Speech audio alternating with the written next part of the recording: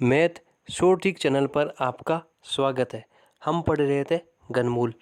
आज हम पढ़ेंगे घनमूल व वर्गमूल से संबंधित कुछ क्वेश्चन कि एग्जाम में घनमूल व वर्गमूल से संबंधित क्वेश्चन किस प्रकार से आते हैं। आज हम उन क्वेश्चनों की चर्चा करेंगे।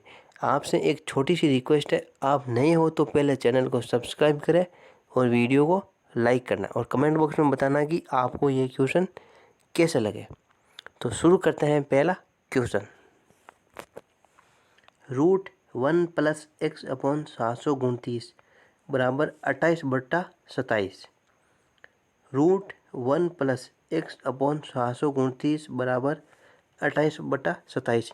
यदि आपको इस क्वेश्चन की ट्रिक पता है तो आप 2 सेकंड के अंदर इस प्रश्न का उत्तर बताओगे। यदि आपको ट्रिक नहीं पता है तो आप इस क्वेश्चन के अंदर 5 मिनट का टाइम खराब करोगे और 5 मिनट का टाइम हमें एग्ज़ाम में नहीं मिलता है। तो इसकी ट्रिक क्या है? इस प्रकार का क्वेश्चन आ जाए तो क्या ट्रिक होती है? तो इन दोनों को जोड़ना है। क्या करना है? हमें यदि इस प्रकार का क्वेश्चन आ जाए तो हमें क्या करना है? 28 प्लस 27 बराबर 55।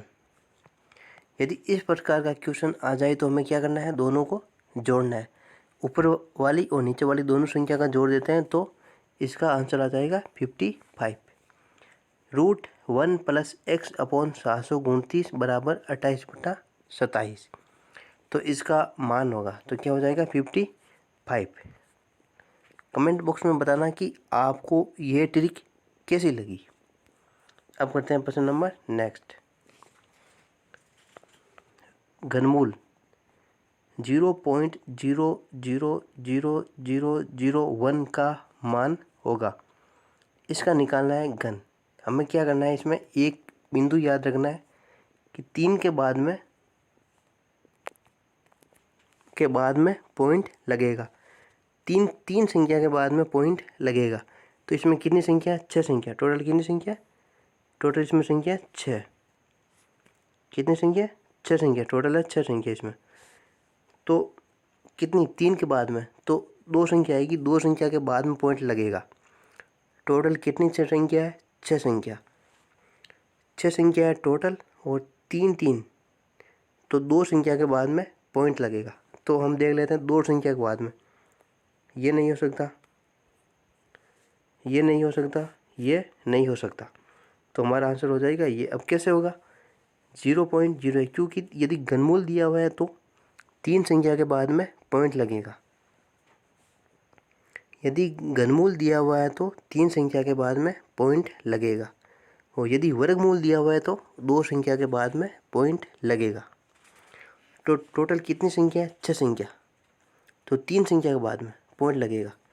3 और 3 कितनी संख्या के बाद में? मेरा कहने का मतलब ये है कि 3 संख्या के बाद में। यदि 6 संख्या है तो 2 संख्या के बाद में, क्योंकि हमें 3 संख्या हटानी है। जैसे ये इसमें 6 संख्या दी हुई है तो 3 और बाद में पॉइंट लगेगा। मेरा कहने का मतलब ये है कि 3 के बाद में लगेगा। कि यदि आपको ये समझ में नहीं आया तो अगले वाले क्वेश्चन में आपको ज़रूर समझ में आएगा। तो क्या आएगा यहाँ पर? 0.01 मतलब 3 के बाद में 3 संख्या की एक संख्या होगी। जैसे इसमें 6 संख्या है तो 2 के बाद में पॉइंट लगेगा। तो इसका हल आ जाएगा बी। यदि रूट 1 प्लस एक्स अपॉन 144 बराबर 13/12 हो तो एक्स का मान होगा। हमें पूछा है एक्स का मान।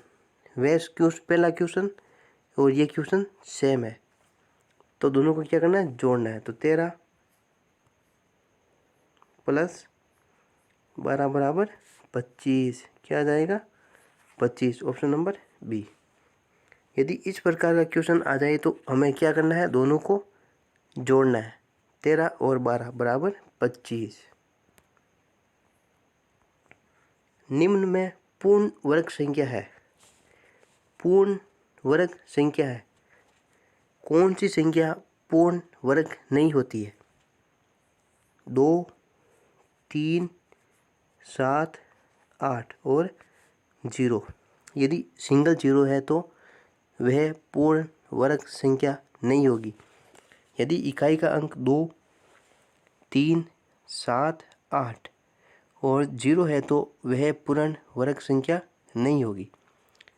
तो पहली संख्या 8, पहली संख्या 8 नहीं होगी, 3 नहीं होगी, 7 नहीं होगी, तो कौन सी होगी? ये। निम्न में पूर्ण वर्ग संख्या है। पूर्ण वर्ग संख्या यदि इकाई का अंक 2, 3, 7 और 8 और सिंगल 0 हो तो वह कभी भी पूर्ण वर्ग संख्या नहीं होगी। बाकी सभी पूर्ण वर्ग संख्या होती है। निम्न में पूर्ण वर्ग संख्या है। निम्न में पूर्ण वर्ग संख्या है तो मैंने बताया था 2, 3, 7, 8 और 0। यह कभी भी पूर्ण वर्ग संख्या नहीं होती है। तो 2 ये नहीं होगी, 3 3 बार 0 ये भी नहीं होगी और ये भी नहीं होगी, तो कौन सी होगी? 9216 ये पूर्ण वर्ग संख्या होगी। इस प्रकार का क्वेश्चन यदि वर्गमूल से संबंधित आता है तो इस प्रकार का ही क्वेश्चन पूछा जाता है। तो इसलिए हमें यह याद रखना है कि 2, 3, 7, 8 और 0 कभी भी पूर्ण वर्ग संख्या नहीं होती है। 40, 52, 24 किस संख्या की घन संख्या है? अब हमने पिछले वीडियो में पढ़ा था घन संख्या कि घनमूल कैसे निकालते हैं। हमने इसकी बहुत शानदार ट्रिक पढ़ी थी। यदि आपको वह ट्रिक देखनी है तो पिछले वाला वीडियो आपको देखना पड़ेगा। तो मैं बता देता हूँ इसकी एक बार वापस ट्रिक। हमें क्या करना है? इकाई का अंक 4। अब मैंने बताया था कौन सा चेंज होता है, कौन सा चेंज नहीं होता है। 4 चेंज नहीं होता है। इसके बाद बताया था कि 3 अंकों की संख्या को छोड़ना है। 3 अंकों की संख्या को छोड़ देते हैं। उसके बाद क्या करना है? 405 इससे छोटी संख्या का क्यूब लेना है। तो कौन सा हो जाएगा? 7। 7 का क्यूब तो क्या आ जाएगा? 74। रूट 0.00005 का मान है। हमने घनमूल के अंदर पढ़ा था 3 के बाद में, इसमें लिखते हैं 2 के बाद में। 2, 2 और 2 तो 3 के बाद में पॉइंट लगेगा। 3 के बाद में पॉइंट लगेगा। अब देख लेते हैं 3 संख्या कौन सी है। ये भी नहीं है, ये भी नहीं है और ये भी नहीं है, तो हमारा कौन सा उत्तर हो जाएगा? ये। क्योंकि वर्गमूल के अंदर 2 के बाद में पॉइंट लगता है। तो टोटल 6 संख्या है तो 3 के बाद में, तो 3 कौन सी है? ये हो जाएगी।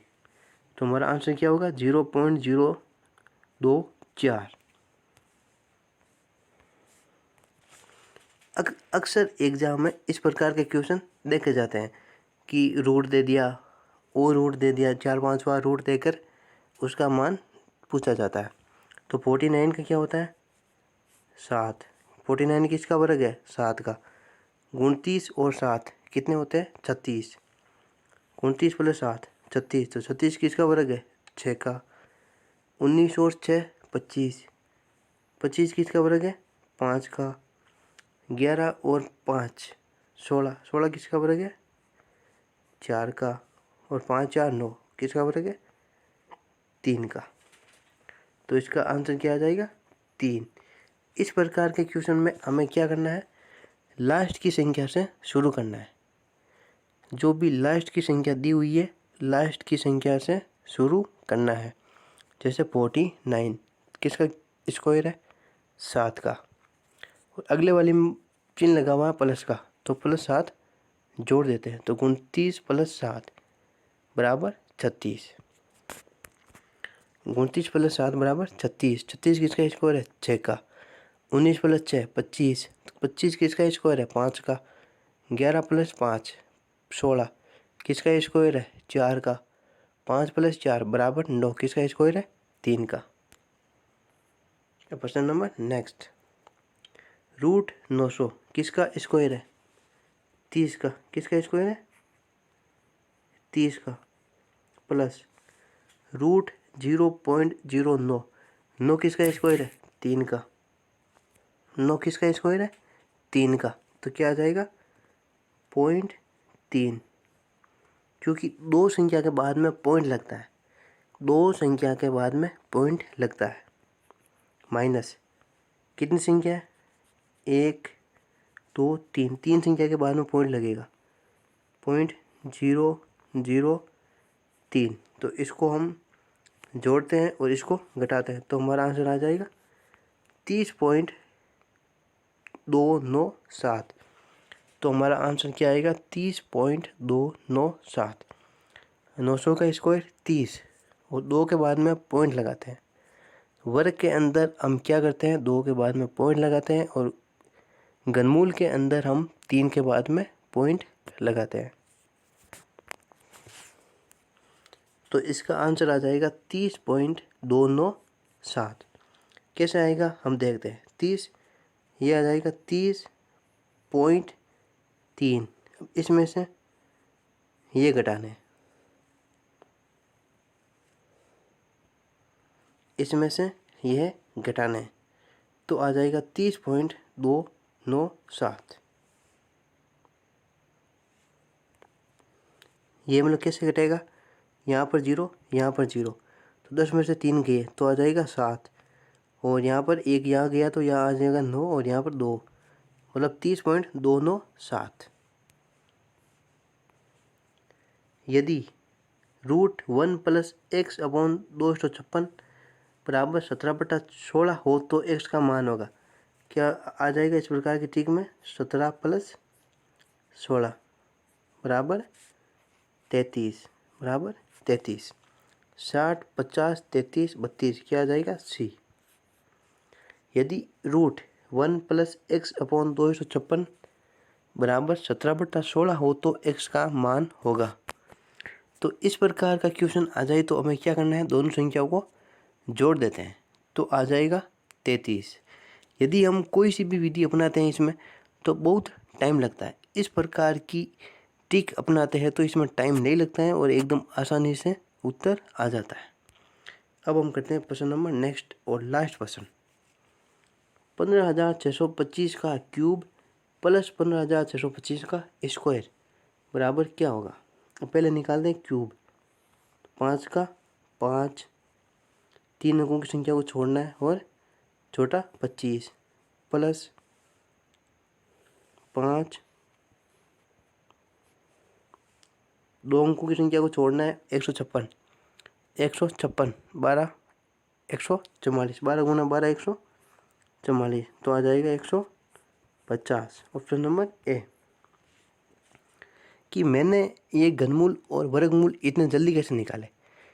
यदि आपको ये ट्रिक सीखनी है तो आपको पिछले वाले वीडियो देखने पड़ेंगे। ज़्यादा वीडियो नहीं है, केवल 2 ही वीडियो है, तो वे वीडियो आप ज़रूर देखोगे तो आपको समझ में आ जाएगी कि मैंने घनमूल और वर्गमूल इतनी जल्दी से कैसे निकाले। तो इसका आंसर आ जाएगा 150। तो ये थे आज हमारे घनमूल और वर्गमूल का पार्ट फर्स्ट। अगले वीडियो में हम इस प्रकार के और क्वेश्चन लेकर आएंगे। यदि आपको ये वीडियो अच्छा लगा तो वीडियो को लाइक करना और चैनल को सब्सक्राइब ज़रूर करना। धन्यवाद।